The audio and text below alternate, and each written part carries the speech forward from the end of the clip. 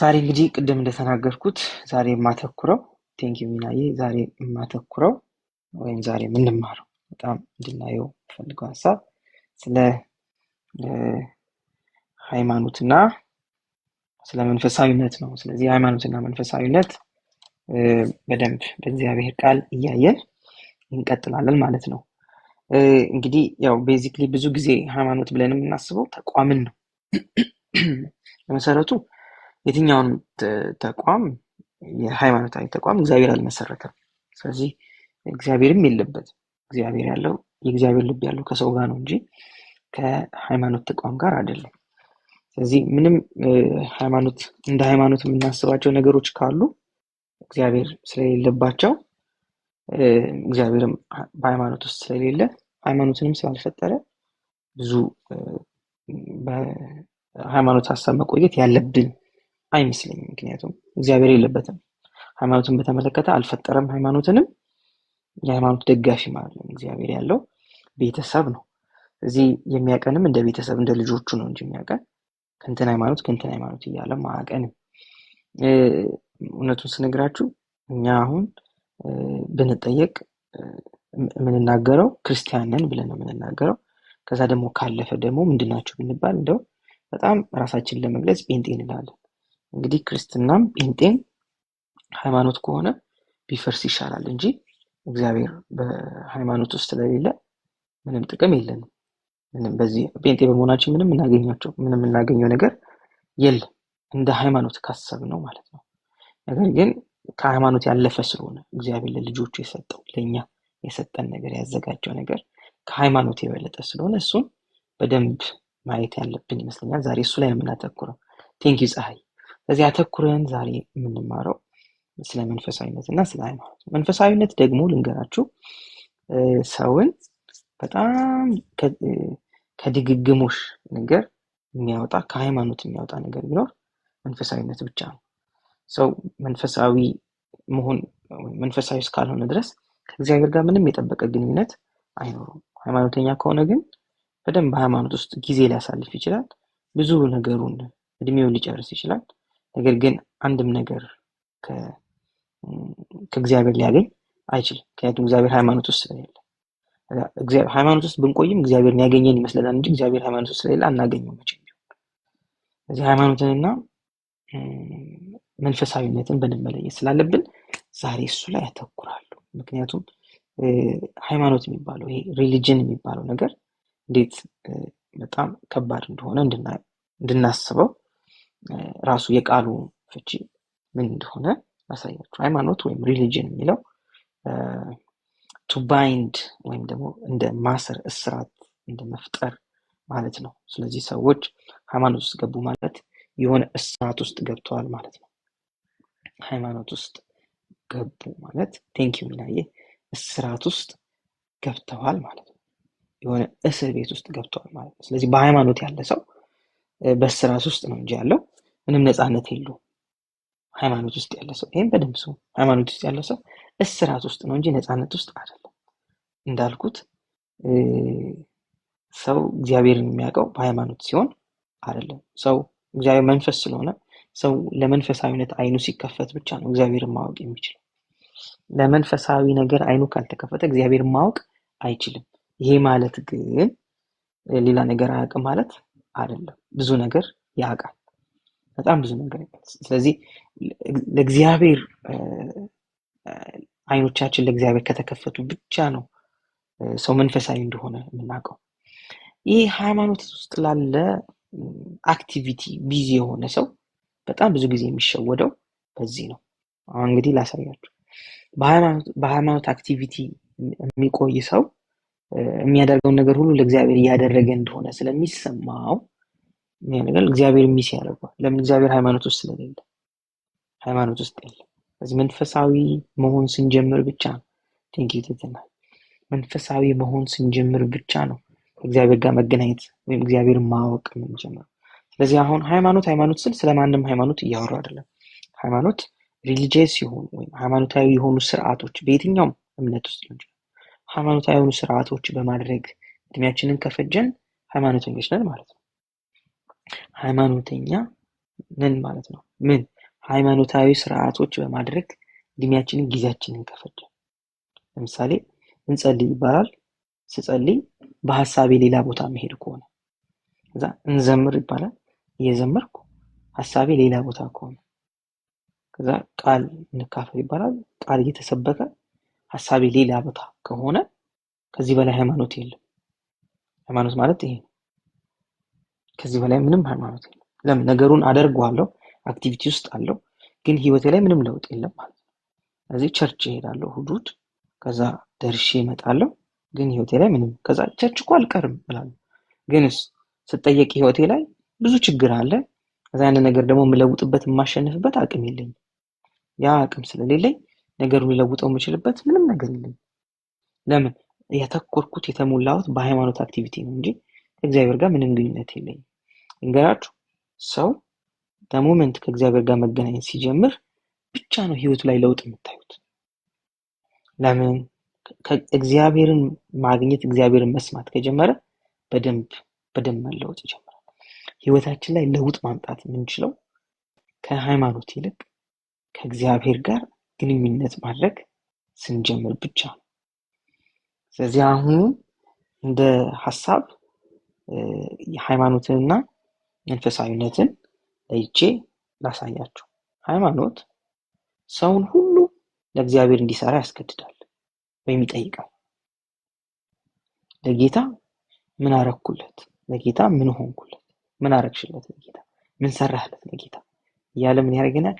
ብዙ የምንከፍለው ብዙ የምንጠየቀው ነገር እንዳለ ይሰብከናል ሃይማኖት። መንፈሳዊነት ደግሞ እግዚአብሔር ባደረገልን ነገር ውስጥ እንገኛለን።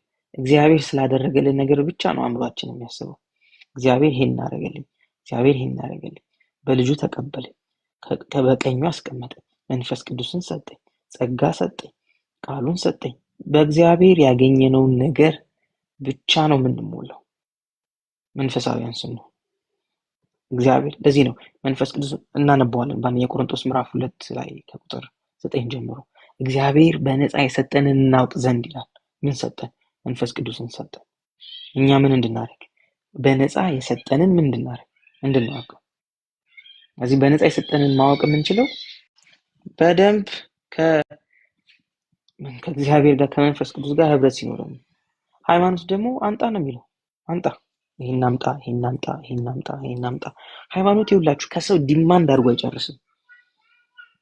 ሁሉን ነገር ነው የሚወስድብን። ሁሉን ነገር ጤናችን ራሱ እንኳን ሲወሰድ በቃ እግዚአብሔር ሊከብርበት ነው ይለናል። ስንታመም እንኳን ከዛ ስንሞት ወይ ፋሚሊ ሜምበራችንም ሲሞት ምናምን እግዚአብሔር ሊከብርበት ነው ይለናል። ሃይማኖት ከሆነ ወስዶ አይጠግብም። አምጡ አምጡ አምጡ አምጡ ነው የሚለው። ሁሉን ነገር ነው የሚወስድብን። ሁሉን ነገር አንዳች ከሃይማኖት ሰው የሚያተርፈው ምንም ነገር የለም። ምንም ነገር እዚህ ያጣነው ነገር ላይ እንኳን ሃይማኖት በቃቸው አይልም። ይሄን አጣጣቸዋል በቃቸው አይልም። ሁሉን ነገር ነው የሚወስደው። ዛይ ሁሉን ነገር ከሰው የማይጠግብ ነገር ሃይማኖት ነው። ለምን? በሰው ስለቆመ። ሃይማኖት በሰው ብዛት ስለቆመ ከሰው አምጡ ካላለ አይቆምም። ሰው መስጠት ካቆመ ሃይማኖት ይፈርሳል፣ ይጠፋል። ስለዚህ ሃይማኖት እንዲቆም ምን ማድረግ አለበት? ሰው ዝም ብሎ መስጠት አለበት። ወደ መንፈሳዊነት ስንመጣ እግዚአብሔር በሰጠን በተደረገልን ባገኘነው ነገር ነው እንጂ የምንኖረው እኛ ለእግዚአብሔር እየሰዋን እኛ ለእግዚአብሔር እያመጣን አይደለም። እግዚአብሔር የቆመው ልጁን መስዋዕት ለኛ አድርጎ ሰጥቶ ነው እንጂ ከኛ ተቀብሎ አንዳች ነገር ለእግዚአብሔር የተጨመረለት ነገር የለም። እግዚአብሔር ወደኛ የመጣው ራሱ ልጁን መስዋዕት አድርጎ ነው። ለኛ መስዋዕት አምጡ ብሎ ሳይሆን ነው ልጁን የኃጢአት መስዋዕት አድርጎ ምን አደረገ? ከራሱ ጋር አስታረቀ፣ ከራሱ ጋር። ስለዚህ ሊሰበስበን ወይ መልሶ ወደ ራሱ ያመጣን ነው እንጂ እግዚአብሔር ያደረገውን ነገር ሁሉ ያደረገው ከኛ እንደገና አንዳች ነገር ዲማንድ እንደሚያደርገን ወይም እንደሚጠይቀን ከኛ የሆነ ነገር እንደሚወስድ አስቦ አልመጣም። ስለዚህ የመጀመሪያው ሃይማኖትንና መንፈሳዊነትን ለይተን መቀመጥ የምንችልበት ቁልፍ ነገር ይሄ ነው። ስትነሱ ጠዋት ለእግዚአብሔር እንደምትጸልዩ ከተሰማችሁ ሃይማኖት ነው። በቃ የሃይማኖት አስተሳሰብ ነው ማለት ነው። ሃይማኖት ነው ስላችሁ የሃይማኖት አስተሳሰብ። ለምን? ለእግዚአብሔር መጸለይ በራሱ ከእግዚአብሔር አንዳች ነገር የምንቀበልበት ነው እንጂ ገና ለእግዚአብሔር የምንሰጠው እንደሆነ ካሰብን ፌል እናደርጋለን። ለምን? እዛ ውስጥ የኛ ጥቅም ስለሌለበት ይደክመናል፣ ይሰለቸናል፣ ድክም ይለናል። ለምን? ሁሌ ዲማንድ ነው፣ አምጡ ነው፣ አምጡ ነው፣ ሁሉ ነገር አምጡ ነው ሃይማኖት። ልክ ግን መንፈሳዊ ሰዎች ስንሆን ግን የተቀበልነው ነው የምናስበው። ልንገራችሁ፣ ከተቀበልነው ከጀመርን መስጠት አይከብደንም። ግን የተቀበልነው ነገር እንዳለ ሳናቅ ግን አምጡ አምጡ አምጡ አምጡ ከተባለ አያልቅም። ትግል ነው። መንፈሳዊ ነገርን ወይም ከእግዚአብሔር ጋር ያለንን የአባትና የልጅ ህብረት የእንትን ጠንካራ ያደርግብንና ከእግዚአብሔር ያራቀን ነገር ይሄ ነው። ሃይማኖት የሚባለው ሐሳብ በመካከላችን ገብቷል፣ በእኛና በእግዚአብሔር መሃል። ስለዚህ ምን ሆነ? ብዙ ዋጋ ነው የምንከፍለው፣ በጣም ብዙ ዋጋ። የሚያስቀው እግዚአብሔር ደግሞ ያንን ምንም አንዳች ነገር አይጠቀምም። አንዳች ነገር ለምሳሌ በሌሊት ተነስቼ ብጸልይ ከዚህ እግዚአብሔር አይጠቀምም። ምንም አንዳች የሚጠቀመው ነገር የለም። ብዘምር፣ ብጸልይ፣ ባነብ፣ ጾም ጸሎት ብገባ አንዳች ነገር ከዚህ እግዚአብሔር አይጠቀምም። ይሄ ሁሉ ነገር የሚጠቅመው እኔን ነው። ግን ይህንን በሙሉ ለእግዚአብሔር እንደማደርግ ከተሰማኝ ያለሁት ሃይማኖት ውስጥ ነው። ምንም መንፈሳዊ ልምምድ የለኝም። አንዳች ጥቅም የማገኝበት ነገር ውስጥ አይደለሁም ያለው። ስለዚህ በጣም በዚህ በሴሬሞኒ በምናምን ብድ ብለን ወይም በጣም በቃ ተሞሙቀን ግን መንፈሳዊ ህይወታችን የሆነ ቦታ ሲደርስ እውቀታችን የምናውቀው እውቀት ቻሌንጅ የሚደረግ ሲጀምር ግራ ይገባናል። እግዚአብሔርም ራሱ አብሮን እንዳለ እንደሚወደን እንኳን ምን አናደርግም። ምንም ሊገባን ራሱ በማይችልበት ደረጃ ውስጥ ነው። ከኛ ጋር ይሁን እግዚአብሔር ከእግዚአብሔር ሐሳብ ጋር ነው፣ ከእግዚአብሔር ፈቃድ ጋር ነው። ምንም አናውቅም። የእግዚአብሔር ፈቃድ ምንድን ነው ስንባል እኔ እንጃ፣ እስቲ እግዚአብሔር ፈቃድ ጠይቁልኝ ይላል። ከእሱ ጋር ራሱ ሩቅ ነን። ሰው እንዴት ከእግዚአብሔር ጋር በጣም መብራት ደስ ይላል። ከእግዚአብሔር ጋር በየሳምንቱ ቸርች እንሄዳለን፣ አነባለሁ እንላለን፣ መጽሐፍ ቅዱስ እንጸልያለን እንላለን። ከዛ ይሄን ሁሉ ነገር ያደረግን በዚህ ሁሉ ድርጊት ውስጥ ወይም በዚህ አይነት ኤክስፒሪየንስ ውስጥ እያሳለፍን ከዛ የእግዚአብሔር ፈቃድ ስንባል ግራ ግብትና ጭንቅ ይለናል። ለምንድነው ያለነው? አክቲቪቲ የሃይማኖት አክቲቪቲ ውስጥ ነው እንጂ አንዳች መንፈሳዊ ነገር ውስጥ የለንበት። አንድም መንፈሳዊ ነገር ውስጥ ደግሞ ካልገባን ምንም አናገኝም ማለት ነው። አንጠቀምም።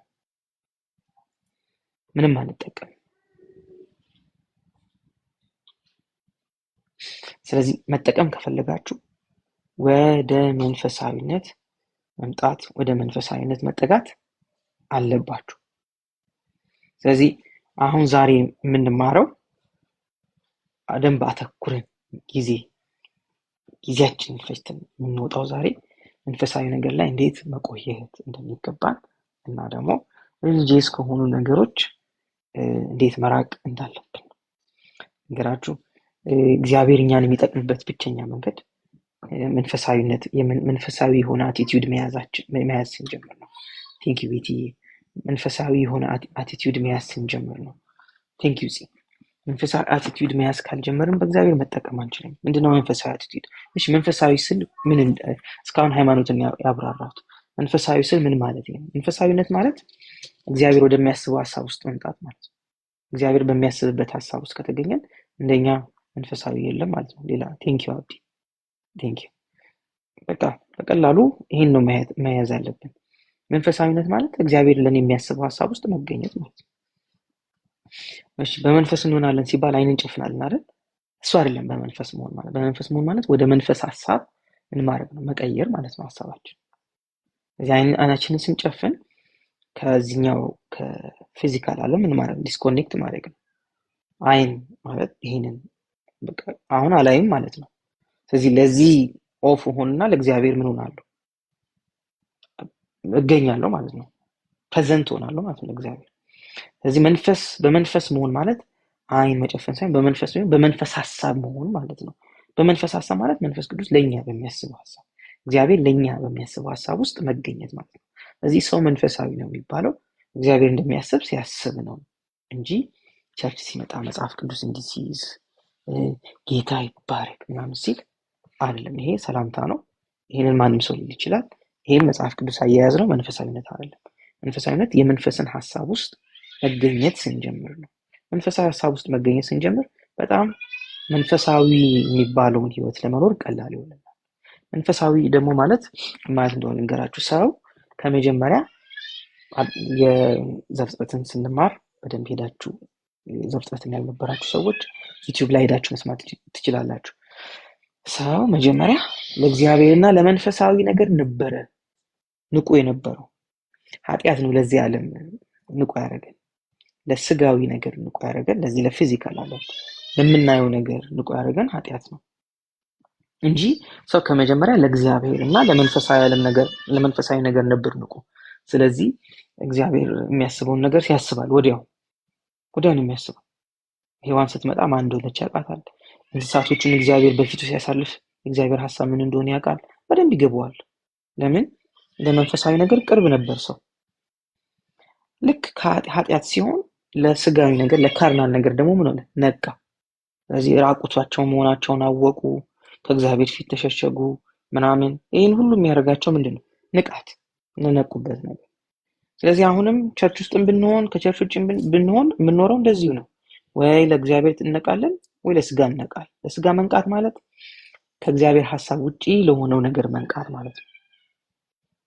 ስለዚህ ሃይማኖተኛ ስንሆን ወይም በሃይማኖት ውስጥ ጊዜ ስናጠፋ የምናደርገው ነገርን በሙሉ የምንለካው በሃይማኖት ሲሆን ከመንፈሳዊ ነገር በጣም ስለምንርቅ ለመንፈሳዊ ነገር ራሱ ጠላቶች የምንሆነው መጀመሪያ እኛ ነን። ጠላቶች የምንሆነው እኛ ነን። ለምን? በሃይማኖት ስለምናስብ፣ ፐርፎርማንስ ላይ ስለምንመሰርት፣ እንትናችንን ብቃት ላይ ስለምንመሰርት ምልልሳችንን እኛ በቅቷል ብለን ከምናስበው ሰው ውጪ በመካከላችን ከተገኘ አናስቀምጠው። እኛ ይገባዋል ብለን ከምናስበው በላይ ያ ሰው እንደሆነ ከተሰማ ምን እናደርጋለን? እንደምንም ብለን እናወርደዋለን። እንደምንም ብለን ዝቅ እናደርገዋለን። ቴንኪው መሳይ፣ እንኳን ደህና መጣ። ስለዚህ አሁን ዛሬ እንድናተኩር የምፈልገው ነገር በሙሉ መንፈሳዊ ነገር ላይ እንዴት ህይወታችንን መስርተን ትኩረታችን እንዴት መንፈሳዊ ነገር ላይ አድርገን ከዛ ደግሞ ከሃይማኖታዊ ነገር እንዴት መራቅ እንዳለብን እንማራለን። በጣም እነዚህን ሁለቱን ነገሮች በየቀኑ ራሳችሁን ኢቫሉዌት አድርጉበት፣ ራሳችሁን መዝኑበት። ምክንያቱም አንዳንድ ነገሮች የምናደርጋቸው ነገሮች ሁሉ ከኛ በፊት ያሉ ሰዎች ዝም ብለው ሲያደርጉት ስላየን ብቻ እናደርገዋለን እንጂ ምንም አናውቀው። ለዚህ ደግሞ ጥሩ ማስረጃ ልስጣችሁ። ከጥቂት ሳምንት በፊት ስለ እንትን እየተማርን ነበረ፣ ስለ መንፈሳዊ ውጊያ በምንማርበት ሰዓት አንዳንዶቻችሁ እንደነገራችሁ መንፈሳዊ ውጊያ ከየት እንደመጣ ማን እንኳን እንደነገረ እንደዛ ሳናቅ በሰማይ ላይ በአየር ላይ በባህር ላይ ያለህ እያለን ይወጋ ይውደቅ ምናምን እንላለን። አሁን እነዚህ ነገሮች ብለን ስንጨርስ የሆነ እረፍት ነገር ይሰማናል። ይሄ እረፍት ከየት እንደመጣ ነው አናውቀውም። ግን ያው ረጅም ሰዓት ብለን ከዛ በኋላ ወደ ምን እንመጣው? በቃ ሰይጣን እንደወደቀ እንደተሸነፈ የሆነ ቦታውን እንደያዘ ተሰምቶን ምን እናደርጋለን? እንቀጥላለን። ስለዚህ አይቆምም። የሆነ ነገር ስንጀምር እንመጣለን እንደገና፣ የሆነ ቀንም ደግሞ እንመጣለን፣ የሆነ ቀን እንደገና እንደግማለን። ወደዚህም ወደዛ እያለን ብቻ ይሄንን ነገር ምን እናደርጋለን? እንደጋግመዋለን። ግን ህይወት ላይም ሰይጣን ላይም አንዳችን የሚፈጥረው ነገር የለም። ይሄ ያደረግነው ነገር ሰይጣን ላይም እኛ ህይወት ላይም አንዳች የፈጠረው ነገር የለም። ለምንድን ነው? ዝም ብሎ ሃይማኖት ያመጣው ነገር ድርጊት ነገር ነው። ይሄ የሚያተኩረው ነገር በሙሉ የሆነ ሴሬሞኒ ላይ ነው እንጂ አንዳች መንፈሳዊ ግንኙነት ወይም መንፈሳዊ የሆነ ነገር የለውም።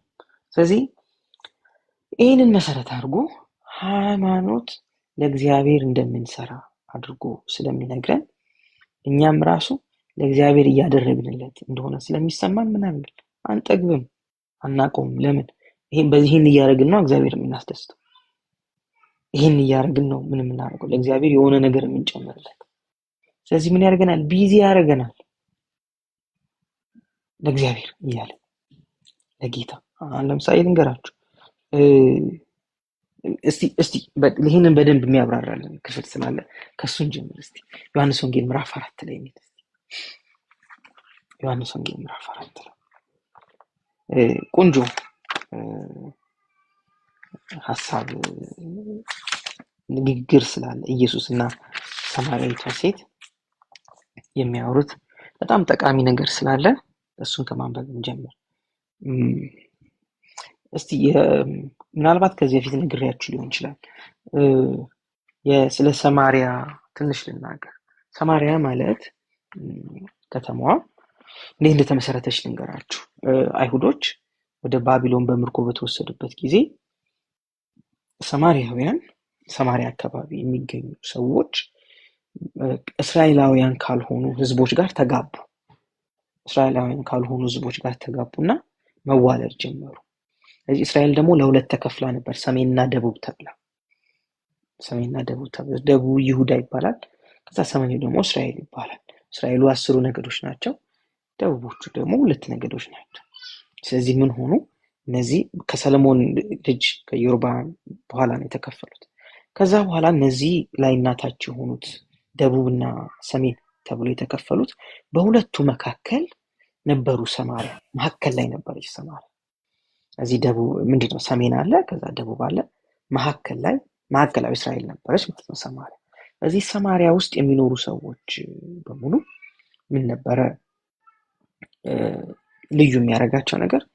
ከሁለቱም ኔሽን አይወደዱም። ምንድነው የማይወደዱት? ስለተቀላቀሉ፣ ከሌላ ጋር ምን ስላደረጉ?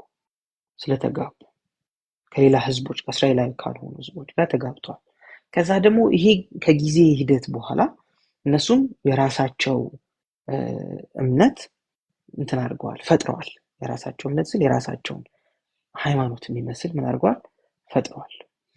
ምንድነው ይሄ ደግሞ መሰላችሁ? እነሱ ለምሳሌ ለአይሁድና ለምንድነው ለሰሜን እስራኤልና ለደቡብና ለሰሜኑ አብርሃም ዋና ነው። እነዚህኛዎቹ ጋር ግን ስትሄዱ ያዕቆብ ነው ዋናው። ስለዚህ እምነታቸውን የመሰረቱት ያዕቆብ ላይ ነው። ኢየሱስ መጥቶ እዚህ ተቀመጠና ከዚህ ሴት ጋር ወሬውን ጀመረ። አሁን የምናነባው እሱ ነው። ቴንኪው መሳይ፣ ቴንኪው ሶ ማች። እሺ ምዕራፍ 4 ከቁጥር 13 ጀምሮ እያነበብን እንሄዳለን። ምዕራፍ 4 ከቁጥር 13 ጀምሮ እንዲህ አለ። ኢየሱስም እንዲህ ሲል መለሰላት፣ ከዚህ ውሃ የሚጠጣ እንደገና ይጠማል። እኔ ከምሰጠው ውሃ ከመጀመሪያ ለምን ንግግራቸውን ከመጀመሪያ ጀምሮ በደንብ እንዲገባል። እሺ ፈሪሳውያን ከሚለው ቁጥር 1 ጀምሮ ፈሪሳውያን ከዮሐንስ ይልቅ ኢየሱስ ብዙ ደቀ መዛሙርትን እንዳፈራና እንዳጠመቀ ሰሙ። ዳሩ ግን ያጠመቀው ኢየሱስ ሳይሆን ደቀ መዛሙርቱ ነበሩ።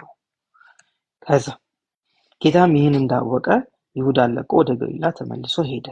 ከዛ በሰማርያም በኩል ማለፍ ነበረበት። ይኸውላችሁ በሰማርያ በኩል ማለፍ ነበረበት። ስለዚህ ስለ ሰማርያ ትንሽ አሁንም እጨምርላችሁ ሌሎችን ሐሳቦች። በሰማርያ በኩል ማለፍ ግድ ሆነበት የሚለው አይነካኩም፣ አይጨባበጡም። ሰማርያ አንድ አይሁድና አንድ የሰማርያ ሰው በመንገድ ቢገናኙ ሄዶ አይጨብጠውም። እንደውም አይሁዳውያን ሌሎቹ እስራኤልና ይሁዳ የሚባሉት እነሱ በጣም ራሳቸውን እንደ ቅዱስ ስለሚያዩ ጥለዋቸው ነበር የሚሄዱት። ወይም በዚህ መንገድ ከመጡ መንገዳቸውን ቀይረው ይሄዳሉ። አይነኳቸውም፣ ሰላም አይሏቸውም፣ ምንም ህብረት የላቸውም ከነሱ ጋር። ታስታውሱ እንደሆነ ኢየሱስ ወዳጄ ማን ነው ብለው አንዱ ጴጥሮስ መሰለኝ ሲጠይቀው አይ ቲንክ ጴጥሮስም ጠይቆታል፣ ሌላም ሰው ጠይቆታል። ግን ኢየሱስ የመለሰው መልስ ምን ነበር? አንድ ሰው ከኢየሩሳሌም ወደ ሰማርያ ሲሄድ ምን አገኘው? ወንበዴዎች አገኙታል። ከዛ ምን አደረጉት? ደበደቡት። ከዛስ ካህኑ መንገድ ላይ ጥለውት ሄዱ፣ ሀብቱን ዘረፉት። ከዛ ካህን መጣ፣ ሌዋዊው ማለት ነው፣ አይቶ አለፈ። ከፈሪሳዊ ወገን መጣ፣ አይቶ ታለፈ። ከዛ አንድ ምን መጣ? ሳምራዊ መጣ። ከዛ ምን አደረገ? ቁስሉን አጠበው፣ አነጻው፣ አንስቶ ሆቴል ወሰደው። ከዛ ሆቴል አሳርፎ ክፍያ ከፍሎ ከዛ ደግሞ እኔ እስክመጣ ድረስ ብሎ ከፈለና ሌላ ዕዳ እንኳን ካለበት እኔ ስመጣ ምን አደርጋለሁ ከፍላለሁ ብሎ ሄደ። ቴንክ ዩ ፀሐይ። ከዛ ከነዚህ ከሶስቱ ማን ነው ሲባል እንዴ የማይታወቅ ነው አሉ። ማን ነው? ሰማርያዊ ነው አሉ። አያችሁ ኢየሱስ በዚህ ምሳሌ ውስጥ በጣም አውትካስት የተገለሉትን ሰዎች እንደ መልካም ሰዎች አድርጎ አሳያቸው፣ ከካህኑም ከፈሪሳውያን ይላል። ስለዚህ እነዚህ ሰዎች የተገለሉ ናቸው እና ኢየሱስ በዛ ማለፍ ግድ ሆነበት ማለት አያልፉም ማለት ነው። አያልፉም፣ በከተማ መሀል አያልፉም እና በጥግ ነው የሚያልፉት። ሰፈሩ በሌለበት ሰዎች በሌሉበት ነው የሚያልፉት። ከሰሜን ወደ ደቡብ መምጣት ሲፈልጉ ማለት ነው። ከሰሜን ወደ ደቡብ ሲመጡ እነሱ መሀል ላይ ሰማሪያ መሀል ላይ ያለች ከተማ ስለሆነች በዛ መሀል ለመሀል አያቋርጡም።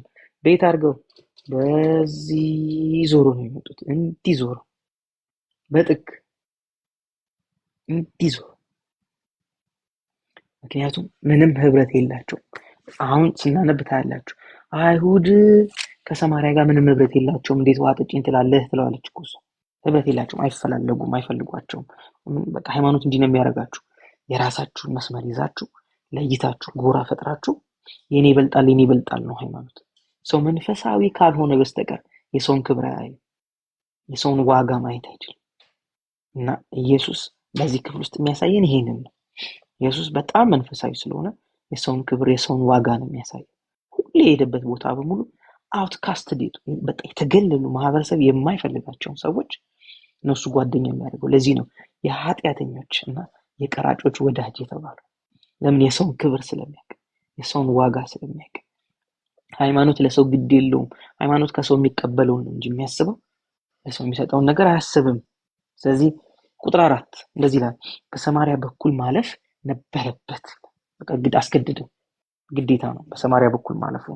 ስለዚህ በሰማሪያ ያዕቆብ ለልጁ ለዮሴፍ በሰጠው ቦታ አጠገብ ወደ ነበረች ሲካር ወደምትባል ከተማ መጣ።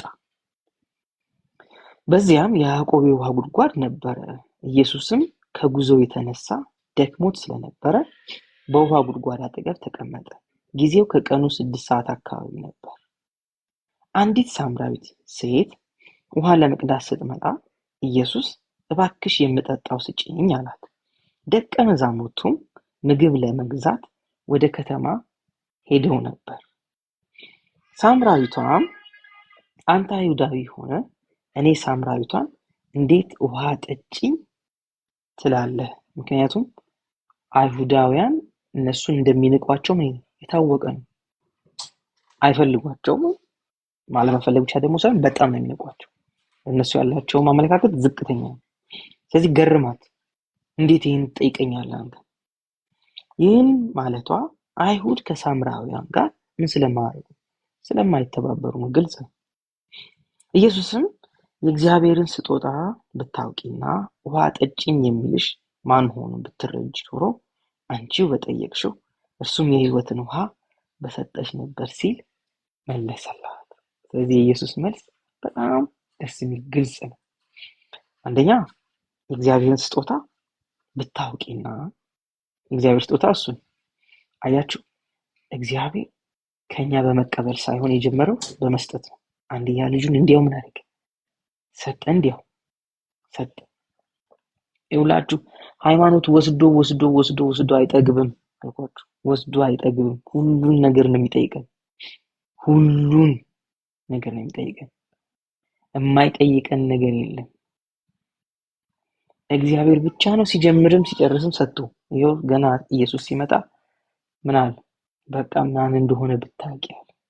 ምንም ያደርግሽ ይሄ እግዚአብሔር ስጦታ የሚጠይቅሽ። አንቺ ራስሽ ምን ባረክሽ ነበር? በለመንሽ ነበር። ምን ላደርግሽ? እንዲሰጥሽ፣ እንዲጨምርልሽ፣ እንኳን ሊወስድብሽ ማለት ነው። ከዚህ አንቺ በጠየቅሽው እርሱም የሕይወትን ውሃ በሰጠሽ ነበር ሲል መለሰላት። ሴትዮዋም እንዲህ አለችው፣ ጌታዬ መቅጃ የለህም። ቴንኪው መሳይ። መቅጃ የለህም፣ ጉድጓዱም ጥልቅ ነው። ታዲያ ይህን የሕይወት ውሃ ከየት ታገኛለህ? ለሷ ውሃ ጉድጓድ ውስጥ ያለ ብቻ ነው። ጉድጓድ ውስጥ ያለ ብቻ ነው ለሷ ታገኛለህ። ለመሆኑ አንተ ይህን ጉድጓድ ከሰጠን ከአባታችን ከያዕቆብ ትበልጣለህን?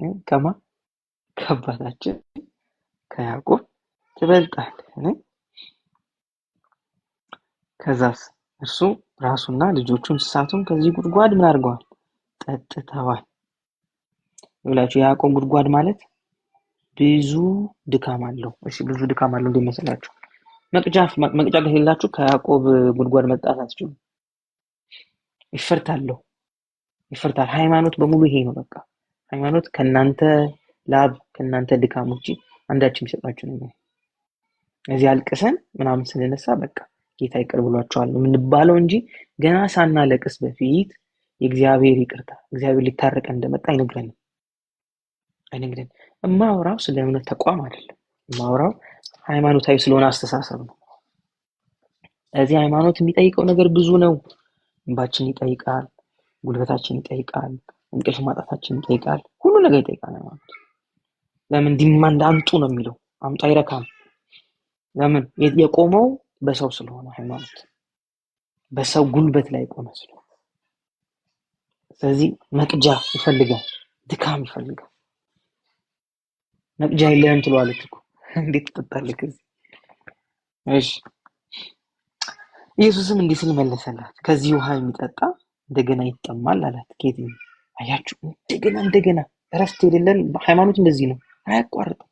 እንደገና አሁንም ማምጣ ኢየሱስ ነው። አንዴ ይመጣና አንድ ጊዜ በቀረበው መስዋዕት ለዘላለም ተቀድሳቸዋል የሚለው እግዚአብሔር ብቻ።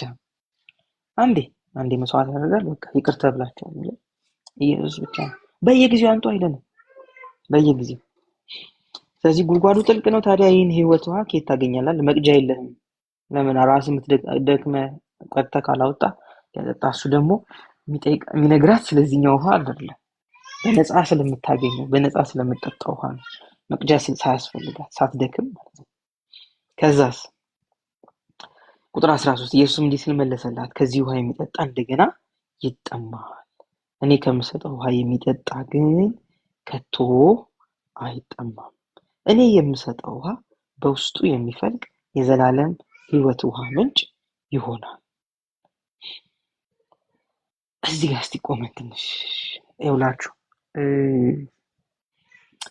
ሃይማኖት ወይም ይሄ ሃይማኖታዊ ስርዓቶች በሙሉ በድርጊት ስለሆነ ሰው የሚረካው ያላደረገ ቀን እርካታ የለውም። ምንም እርካታ የለውም እነሱን ካላደረገ። ሃይማኖታዊ ስርዓቶችን ካላደረግን እርካታ እናጣለን። ስለዚህ እግዚአብሔር የራቀን ይመስለናል። ከዛስ ሄደን እነዛን ነገሮች ስናደርግ ነው ወደ እግዚአብሔር የቀረብን የሚመስል።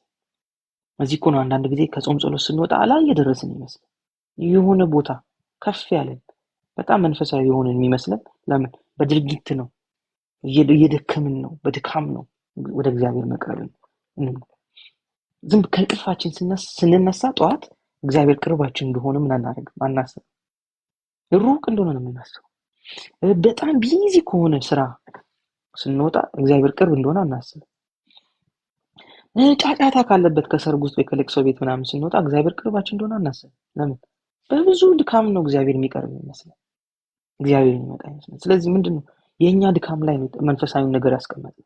የኛ ጉልበት፣ የኛ መታተር ላይ፣ የኛ ግርግር ላይ ነው እግዚአብሔርን ያስቀመጠው። ስለዚህ ከነዚህ ነገሮች የጎደልን ቀን እግዚአብሔር ሩቅ ሲሆንብን፣ እነዚህ ነገሮች ላይ ደግሞ በጣም አክቲቭ የሆንን ቀን እግዚአብሔር እየቀረበ። ይሄ ማለት ያው ሃይማኖታዊ ስርዓት በመፈጸም እግዚአብሔርን ምን ያደርግ የምናገኘው። ግን ይኸውላችሁ ደግሜ ልንገራችሁ፣ አንዳች መንፈሳዊ ነገር የለውም ውስጡ። ምንም መንፈሳዊ ነገር የለውም። ይሄ በሙሉ ያደረግነው ነገር እግዚአብሔር ከመጀመሪያ ያሰበው ያቀደው አይደል። ምንም መንፈሳዊ ነገር የለውም። ደከምን እንጂ እንደዚሁ ጉልበታችንን አፈሰሰን እንጂ እንዲሁ መንፈሳዊ ነገር ምንም። ይኸውላችሁ ያዕቆብ አሁን የምትጠራው እሷ ከአባታችን ያዕቆብ የምትለው ብኩርናውን ከኤሳው ላይ ሰርቆ አባቱን አታሉ ምናምን ሀገር ጥሎ እየሸሸ እየሄደ ድንጋይ ተንተርሶ ተኝቶ በእንደዚህ አይነት ሁኔታ ሆኖ ድንጋይ ተንተርሶ ተኝቶ ህልም አየ። ህልሙ ደግሞ ለእሱ ብቻ አይደለም፣ ስለ ኢየሱስ እኮ። ከዛ በእውነት እግዚአብሔር በዚህ አለ ብሎ ምን አለ? መሰዊያ ያስቀመጠ ድንጋይ ከምሮ መሰዊያ ያስቀመጠ ለዚህ ሰውዬ። ከእንደዛ አይነት ኤክስፒሪየንስ ወጥ ማለት ሰርቆ ምናምን እኮ የሚሄደው ሊጸልይ አይደለም እኮ የተኛው። እየተንበረከከ ሃይማኖታዊ ስርዓት እያደረጋል ተኛ። ድክም ብሎት ቢዚ ሆኖ ማለት ቀኑ ሙሉ በሽሽት ላይ ነው ሰው ከወንድሙ እየሸሸ እንደዛ ሸሽቶ ተኝቶ ህልም አየ። ያየው ህልም ደግሞ ለፊውቸር ገና ወደፊት ስለ ኢየሱስ ስለሚመጣ ሰማይና ምድር በመሰላል ተገናኝተው መላእክት ሲወጡና ሲወርዱ። ሰማይና ምድር እኮ ተለያይተው ነበር። ለብዙ ሰው ከባድ ነው በወቅቱ እሱ ባየው ጊዜ። ይሄን ያየው ግን እየሸሸ ሸርቆ እየሸሸ አታሎ እየሸሸ ባለበት ጊዜ ምንም መንፈሳዊ እንትን የለውም። ምንድነው ሃይማኖታዊ ኤክስፒሪየንስ የለውም የነበረበት ነው። እግዚአብሔር ይቀርበዋል ብትሉ እሱን ቸርች አምጥታችሁ ሊያየው አይፈልግም ነው የሚባለው። ግን ቀርቦ የዘላለም እቅዱን እግዚአብሔር በኢየሱስ በኩል ያለውን ሐሳብ የነገረው ለያዕቆብ። አሁን እሷ ከአባታችን ከያዕቆብ ይህን ጉድጓድ ከሰጠን እያለች የምታወራለት ማለት ነው። እስቲ እንቀጥል። እኔ የምሰጠው ውሃ በውስጡ የሚፈልቅ የዘላለም የሕይወት ውሃ ምንጭ ይሆናል። እኔ ከምሰጠው ውሃ የሚጠጣ ግን ከቶ ምን አያደርግም? አይጠማም። ስለዚህ ይኸውላችሁ መንፈሳዊነት ምን እንደሚያደርግን ታውቃላችሁ? ርክት ነው የሚያደርገን፣ እርፍ ነው የሚያደርገን፣ ከብዙ ትግል ነው የሚገላግለን። ሰው በሃይማኖት ውስጥ ካለ አያርፍም። ለምን? ስራው ብዙ ነው። ሃይማኖት ስራው ብዙ ነው። እስቲ እውነተኛ ታሪክ ነው ግን በጣም የሚያስቅ ነው ታሪኩ። እንገራችሁ፣ እውነተኛ ታሪክ ነው ታሪኩ። መጽሐፍ ቅዱስ ትምህርት ቤት እያለን አብሮን የሚማር ጓደኛችን ነው የነገረን። ሊያገለግል የሄደበት ቦታ እና ወደ ገጠር አካባቢ ነው። ሁለት ቸርቾች እንደዚህ ቅርብ ለቅርብ አሉ። ቅርብ ለቅርብ አንድ ሰፈር ውስጥ ናቸው እና አንደኛው ጋር ፕሮግራም የሚጀምረው ሁል ጊዜ በጊዜ ነው። ከዛ ልክ ይሄ እዚህኛው ቤት ጸሎት ሲያልቅ እዛኛው ቤት ጸሎት ይጀምራል። እዚህኛው ቤት ወርሺፕ ሲያልቅ እዛኛው ቤት ወርሺፕ ይጀምራል።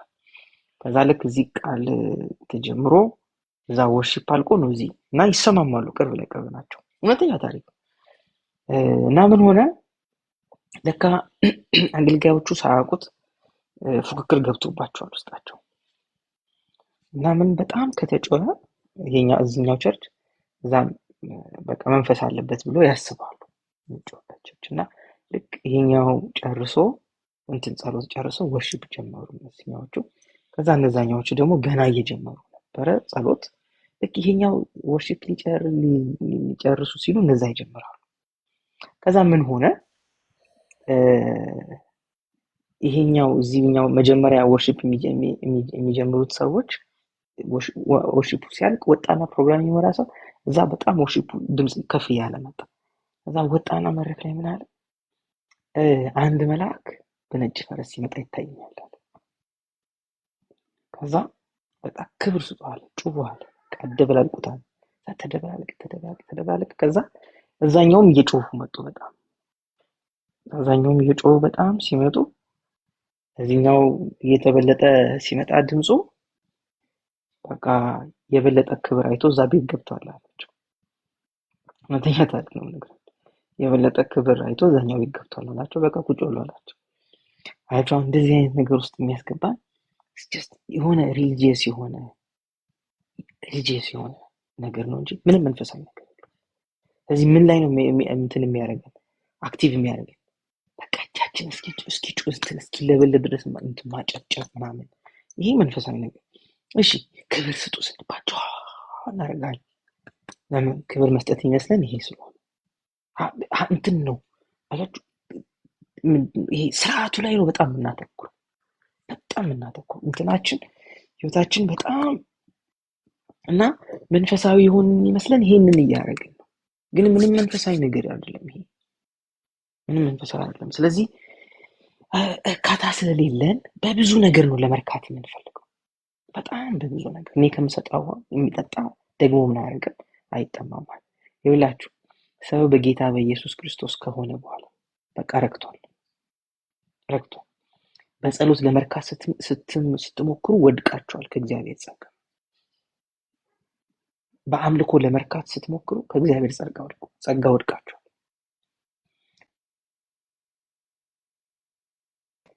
በራሳችሁ መልካምነት ለእንትና ሰጠው ለቸርች ሰጠው ምናምን ብላችሁ መርካት ስትጀምሩ ከእግዚአብሔር ጸጋ ወድቃችኋል። እነዚህ ሁሉ ለእርካታ የተሰጡ ነገሮች አይደሉም። በፍጹም ልንገራችሁ፣ ቸርች ከእንትን ከስር ከመሬት አንስተን አሰርተን ብንሰጥ ለእርካታ አይደለም። ቴንክ ዩ ሶ ማች። እርካታ አይደሉም። እነዚህ በሙሉ ከኔቸር ከባህሪያችን የምናወጣቸው ናቸው። ማድረግ ስለምንችል እንሰራለን እንጂ እነዚህን ነገሮች በሙሉ ለእርካታ የሚደረጉ አይደሉም። እዚህ ነው እኔ ከምሰጠው ውሃ የሚጠጣ ፈጽሞ ምን አይጠማም። በቃ ረክተን ነው የምንጀምረው ክርስትና። ከትግል አይደለም፣ የሆነ ነገር አድርገን አይደለም፣ ለጌታ እንትን ሳላረግለት እንትን ለጌታ እንትን ሳልሆንለት የምንለው አይደለም። ኖ ኖ፣ ክርስትና የሚጀምረው እግዚአብሔር በሰራልን ነገር ላይ በመርካት በማመን በማረፍ ነው የምንጀምረው። በብዙ ዋጋ የሚያኖረን ሃይማኖት ነው። አይጠግብም ሃይማኖት አምጡ ብሎ አምጡ ለጌታ ስለሚል እኛ ደግሞ ማናቆመው ደግሞ እኮ ለዚህ ነው፣ ለጌታ ስለሚል ነው። እንዴ ለጌታ ተብለ እንዴት ነው ዝም የምንለው? እዚህ ጉልበትን ለጌታ መስጠት አቃተ ምናምን ስንባል ሄደን እናደርጋለን፣ እንበረከካለን።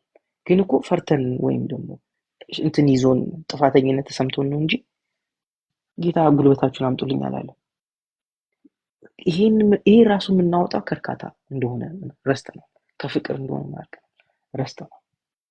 እግዚአብሔር የሚደሰትበት ነገር ምን እንደሆነ ስለረሳን እግዚአብሔርን ለማስደሰት ብለን ነው የምናደርገውን ነገር ሁሉ የምናደርገው። እሺ በዚህ መልክ ላስቀምጥላችሁ። ሃይማኖት እግዚአብሔርን ለማስደሰት ይደክማል። መንፈሳዊ ሰው ደግሞ እግዚአብሔር ባደረገለት ነገር ይደሰታል። አሁን እየደከመን ያለ ነው እግዚአብሔር ለማስደሰት ነው ሁላችን ብንጠየቅ። በመሰረቱ እዚህ ያለን ሁላችን ከታች ያሉ የሚሰሙ ሁሉ እግዚአብሔር ማስደሰት የሚችል የለም። እዚህ አለ ተስፋ ቁረጡ። እግዚአብሔር ለማስደሰት የምታስቡ ሰዎች እግዚአብሔር የተደሰተው በኢየሱስ ብቻ ነው።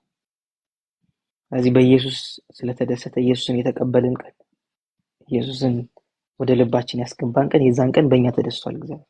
ስለዚህ አሁን አዲስ ከዚህ ሌላ ምንም ድራማ ብንሰራ እግዚአብሔር አይደሰትም።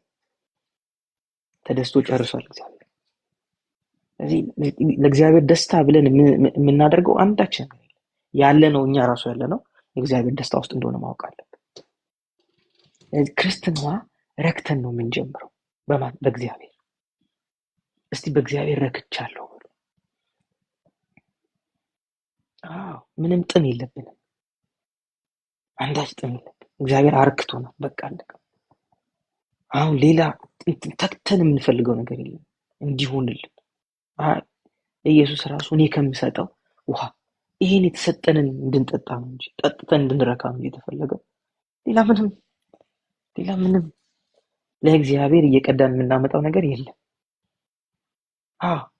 በእግዚአብሔር ረክተናል። ሁላችን በእግዚአብሔር ረክተናል። ስላላወቅን ነው እንጂ ስላልረካን አይደለም።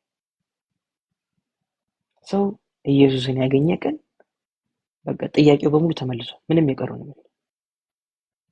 እዚህ ነው ውሃ ጠጪኝ የሚልሽ ማን እንደሆነ ብታውቂ፣ አንቺ ራስሽ ምን ታረጊ ነበር? ትለምኚ ነበር። የእግዚአብሔርን ስጦታ ምን ብታውቂ። ስጦታው ምን ስላላረግሽ? ስጦታው ምንድነው? በእግዚአብሔር ሙሉነት ውስጥ በእግዚአብሔር እርካታ ውስጥ ምን ማድረግ ነው?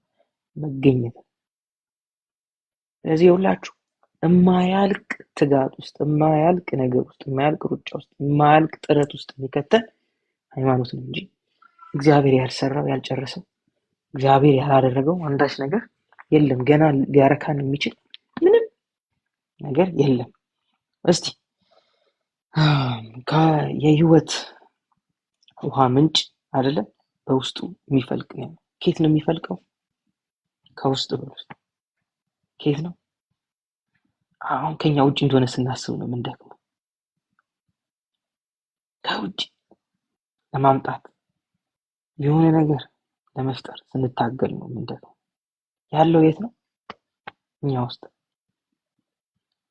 ስለዚህ ይኸውላችሁ ሌላ ቀርቶ የሚያጠጣን አያስፈልገንም። እንደዛች ሴት መቅጃ የለም ማለች አይደል?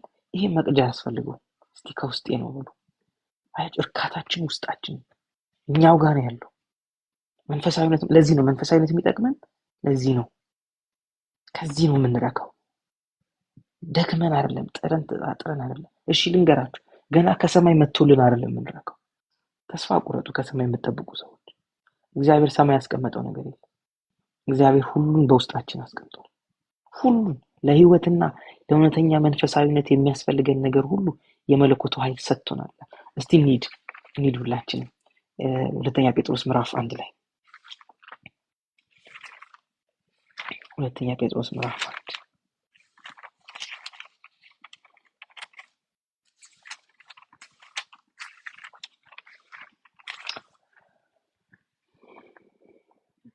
ቁጥር 3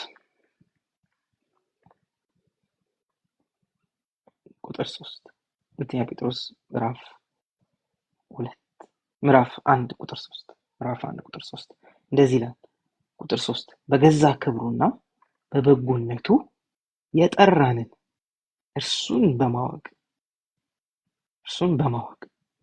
ለሕይወትና ለእውነተኛ መንፈሳዊነት የሚያስፈልገንን ሁሉ ለሕይወትና የድሮ ትርጉም ደግሞ እግዚአብሔርን ለመምሰል የሚያስፈልገንን ነገር ሁሉ ይላል። እውነተኛ መንፈሳዊነት ማለት እግዚአብሔርን መምሰል ነው። ስለዚህ መንፈሳዊ መሆን አንድ ሰው መንፈሳዊ ነው የሚባለው እግዚአብሔርን የሚመስል ሕይወት ሲኖር ነው። ይሄ ደግሞ ትግል ሳይሆን አሁን እዚህ ጋር እናነባለን የሚያስፈልገንን ሁሉ የመለኮቱ ኃይል ሰጥቶናል። ስለዚህ የተሰጠንን ከውስጥ እያወጣን ነው እንጂ የምንኖረው ከውጭ የምናመጣው ምንም መንፈሳዊ ነገር የለም። እስቲ ተሰጥቶኛል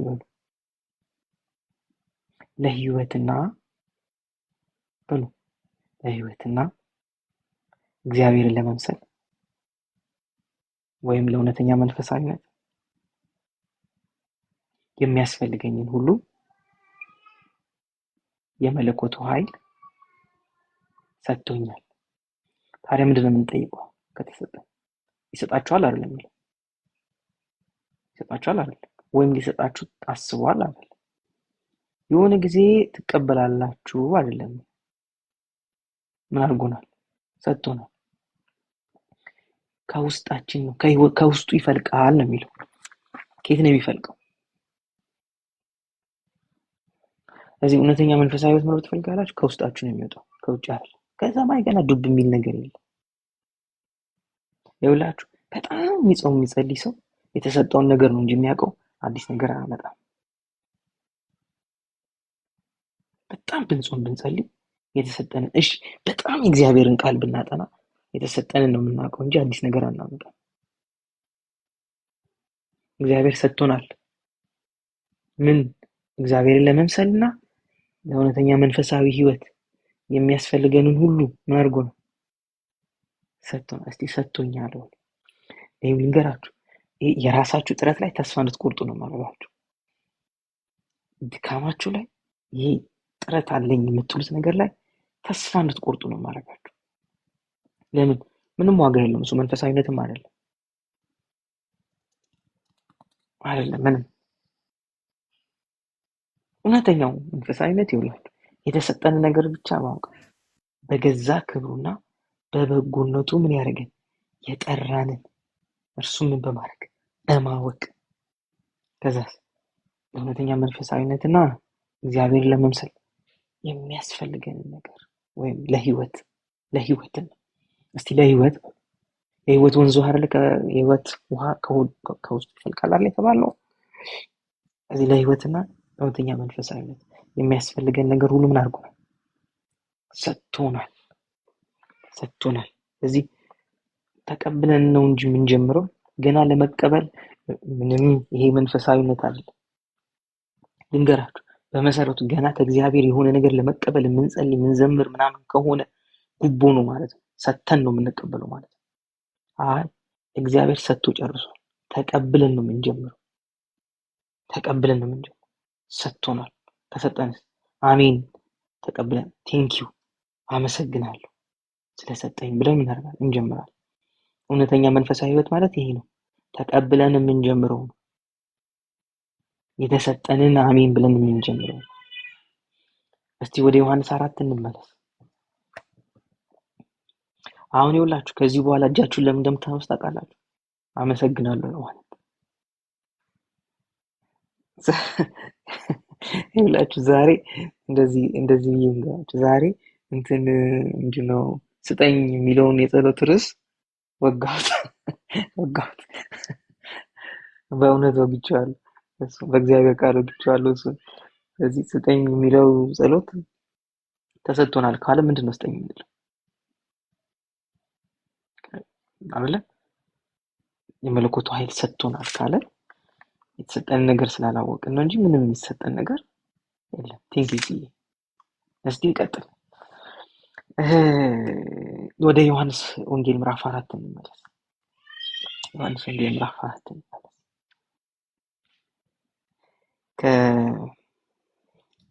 ቁጥር 14 ጀምሮ እኔ ከምሰጠው ውሃ የሚጠጣ ግን ከቶ አይጠማም። እስቲ ከቶ አልጠማም በሉ ከዚህ በኋላ።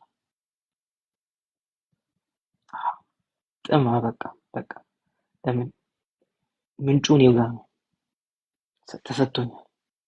ህይወት ከዚህ ከሆዳችን ነው እንጂ የሚመነጨው ከኛው ነው እንጂ የሚፈልቀው ጥም የለም። ገና ለጥም አንሰራ፣ ገና ለመርካት ምንም ፈጽሞ ክርስትና ከመርካት ነው እንጂ የሚጀምረው ለመርካት ለመስራት አይደለም። ረክተን ነው ሁሉን ነገር መጀመር ያለብን። እንገራችሁ ስትጸልዩ ከዚህ ከረካ ህይወት ነው መጀመር ያለብን።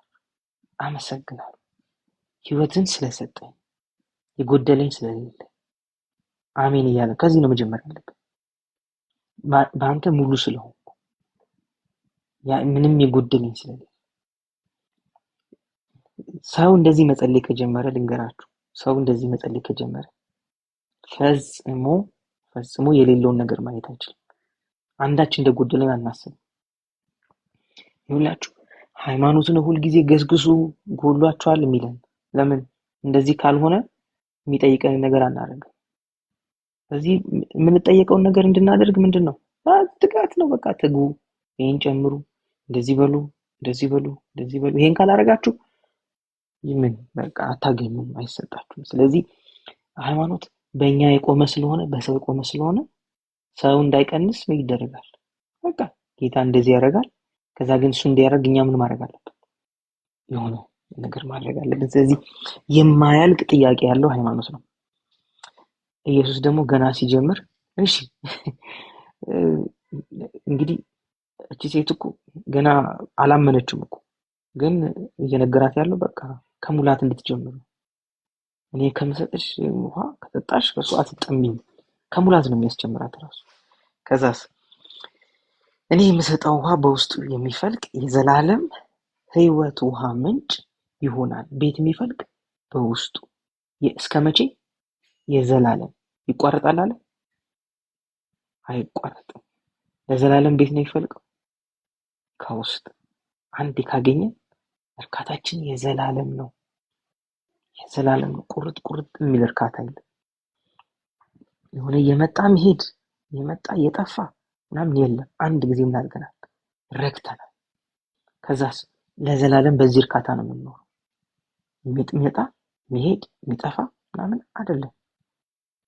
እንቀጥል እስቲ ቁጥር 15 ሴትየዋም ጌታዬ እንዳልጠማና ውሃ ለመቅዳት እንዳልመላለስ እባክህ ይህን ውሃ ስጠኝ አለችው። ምን እንዳላረግ? እንዳልመላለስ። ሃይማኖት የሚቆመው መቼ ነው? እንደሚፈርሰው መቼ እንደሆነ ታውቃላችሁ? መመላለስ ነው። የሆነ ነገር ለማድረግ ለማግኘት ወደዛ የሆነ እኛ ላይ ሲመሰረት ማለት ነው። እኛ ላይ በመመላለስ በሆነ ነገር ምናምን እንደምናገኘው ስናስብ እሷ ሰልችቷታል። ታያችሁ እንዳልመላለስ አለች። በቃ አንዴ ስጠኝና ከዚህ ውሃ ምን ላድርግ? ልጠጣ። ከዛስ ይሄን ውሃ ምን አድርገኝ? ስጠኝ። ለመቅዳት ደግሞ ምን እንዳለ አያችሁ? ኢፈርት ላይ የሷ ኢፈርት ላይ ቀርታ ካልመጣች የለው። ሁሌ እየቀዳች ምን ማድረግ አለባት? መምጣት አለባት። ከዛ እንደዚህ ነው ቁጥር 16 እርሱም ሂጂና፣ አሁን እንግዲህ እንዳልመላለስ ልጠጣ ስላለች ነው። አንዴ ስጠኝ ስትል እርሱም ሂጂና ባልሽን ጠርተሽ ወደዚህ ተመለሽ አላት። ሴትዮዋም ባል የለኝም ብላ መለሰች። ኢየሱስም እንዲህ አላት፣ ባል የለኝም ማለትሽ ትክክል ነው። በእርግጥ 5 ባሎች ነበሩሽ። አሁን ካንቺ ጋር ያለውን ባልሽ ስላልሆነ የተናገርሽው እውነት ነው። ሴትዮዋም እንዲህ አለችው፣ ጌታዬ አንተ ነቢይ እንደሆንክ አያለው አለች። ቁጥር 20 አባቶቻችን በዚህ ተራራ ላይ ሰገዱ፣ እናንተ አይሁድ ግን ሰው መስገድ ያለበት በኢየሩሳሌም ነው ትላላችሁ። አሁን ትምህርት ጀመረች ማለት ነው። እሷም ልክ ኢየሱስ የልቧን ሲነግራት ነቢይ እንደሆንክ አያለው አለችና ወደ ትምህርታቸው ገባች። አባቶቻችን የሰገዱት እዚህ ተራራ ላይ ነው፣ እናንተ ግን ኢየሩሳሌም ነው ትላላችሁ። ስለዚህ የኛ ትምህርት የእናንተ ትምህርት ልትል ነው። ወደ ሃይማኖት መጣች ማለት ነው። እሷ ሃይማኖት አነሳች። ከዛስ ያለበት በኢየሩሳሌም ነው ትላላችሁ። እንቀጥል እስቲ። ኢየሱስም እንዲህ አላት፣ አንቺ ሴት በዚህ ተራራም ሆነ በኢየሩሳሌም ለአብ የማትሰግዱበት ጊዜ እንደሚመጣ እመኚ። አሁን እነሱ ስግደት የሚለያቸው ነገር ነው ከማን? ከአይሁድ። እኛ እዚህ እንሰግዳለን፣ አባቶቻችን የሚሰገዱት እዚህ ነው፣ እነሱ ደግሞ የት ይሰግዳሉ? ኢየሩሳሌም። እዚህ ሃይማኖት ይውላችሁ እንትን ክልል እዛና እዚህ ንጽጽር፣ ውድድር። ቴንክ ዩ ዴቪ። ውድድር፣ ንጽጽር የሞላበት በሙሉ ቴንክ ዩ ሶ ማች ብራዘር። የሞላበት ነገር በሙሉ ሃይማኖት። ቅድም እንዳልኳቸው እዛ ገባ እንዳለው ሰውየው ማለት ነው። እዚህ ክብር ስለቀነሰ ምናልባት በንጽጽርና በውድድር ካልሆነ ሰው አይቆምም፣ በፍጹም አይቆምም። ስለዚህ ምን እናደርጋለን? የሆነ አንዱን እንትን ከፍ አድርገን ለማሳየት ማነጻጸር አለብን በሃይማኖት ውስጥ። ካልደና ይውላችሁ ሰው መንፈሳዊ ሲሆን ብቻ ነው ንጽጽር የሚያቆመው። ራሳችንን ራሱ የምንጎዳው በምን እንደሆነ ታውቃላችሁ? ክርስትና ውስጥ ራሱ በንጽጽር እኩል ጌታን ተቀብለን እኛ መቼ ይደብረናል መሰላችሁ? የሆኑ ሰዎች ከጎናችን ልሳን ሲናገሩ ለምን? ስለምናነጻጽር ማለት ነው። የሆኑ ሰዎች እንትን ህልም አየው ትንቢት አየው ምናምን ካሉ እኛም ያደርጋል በጣም ይደብረናል። በጣም ነው የሚደብረን። ለምን ታውቃላችሁ? ንጽጽር ውስጥ ስለገባ። እንደ ንጽጽር ደግሞ ሰውን የሰውን ልብ የሚያሳዝን ነገር የለም። በጣም ክፉ ነገር እሱ ነው። ራሳችንን ማነጻጸር ስንጀምር ልክ መንፈሳዊ ሰዎች ወይም መንፈሳዊ እይታ መያዝ ስንጀምር ነው ከንጽጽር መዳን የምንጀምረው። ንጽጽር ከሚባለው ነገር መትረፍ የምንችለው። አለዚያ ሁሌ ራሳችንን የምናይበትና የምንመዝንበት አንድ ሰው እናስቀምጣለን። ሁለትም ሶስትም ሊሆን ይችላል፣ ችግር የለውም። ቁጥሩ እንትን አያደርገን ማስጨንቀን። ግን በጣም በጣም በጣም የምናዝነው በጣም የምንረበሸው አብረውን ያሉ ሰዎች መንፈሳዊ ነው ብለን የምናስበውን ነገር ሲያደርጉ በጣም ይረበሻል። ልንገራችሁ አንድ ጊዜ ምን እንደሆንኩ። አንድ ከ10 ዓመት ምናምን በፊት ነው እኔ ከባይብል ስኩል ግራጁዌት እንዳደረኩኝ ጥሩ ውጤት ስለነበረኝ የዛ ግራጁዌት ያደረኩበት ባይብል ስኩል አስተምር ነበር። ተመልሼ እዛው አስተማሪ ሆኜ ነበርና ከዛ እዛም ማስተማር ከጀመርኩ ከአንድ 2 ዓመት በኋላ አንድ ልጅ ታክሲ ላይ አገኘሁ እና እንትን እያወራን የት ነው የምትሄደው? የት ቸርች ነው ምናምን ስለው እንደዚህ እንትን ከኔ ጋር ነው የምሄደው ምናምን አለኝ። እሱ ቸርች ነው እንዴ? አዎ ደስ ይላል። እሱ እንትን እኮ ምንድነው 2ኛ ዓመት ወይ 1ኛ ዓመት እያሉ እኮ እኔ ያስተምራቸው ነበር ባይብል ስኩል ምናምን አልኩት። እሱንና እንትና ያስተምራቸው ነበር እናውቃቸዋለን ምናምን ስለው እና አንተ እስካሁን ድረስ ምን ታደርጋለህ አለኝ። እንዴት አልኩት። እንዴ እነሱ የአንተ ተማሪዎች ነው ቸርች ከፍተው አንተ ከዛ ያየሁት እንትኑ የወሬ እንትኔ ፍላጎቴ ዝግት እያለ መጣ ማለት ነው። የማወራበትን ፓሽን አጣው። ለምን? ቀጥታ የወሰደው ነገሩ ምንድነው? ካስተማርኩኝ እነሱን ካስተማርኳቸው እኔ ቸርች መክፈት እንደምችልና ከዛ ደግሞ ከነሱ እንደሚበልጥ ምናምን በቃ ይሄ ንጽጽር ውስጥ ነው የገባው ቀጥታ። እኔ ደግሞ በህይወት ዘመኔ ውስጥ የሌለ ነገር ማለት ቸርች መክፈት ራሱ ሳስብ ራሱ አንዳንድ ጊዜ የኔ ፓስተር ሌላ ሀገር ወይ ወጣ ብሎ እንኳን ሲመጣ ትንሽ ኃላፊነት ሲይዝ እንቅልፍ ራሱ ላጣ ይችላል። ምክንያቱም ቸርች ላይ ያለው ስራ ቸርች ላይ ያለው ሪስፖንሲቢሊቲ ከፍተኛ ነው እና እንደዛም ራሴን አይቼው አላውቅም። እና ልክ እንደዛ ሲል በቃ ሀሳቡ ራሱ በጣም ተጸየፍኩት። ለምን? የሚያወራው እንዳለ ከንጽጽር ከመብለጥ ከመቅደም ነው እንጂ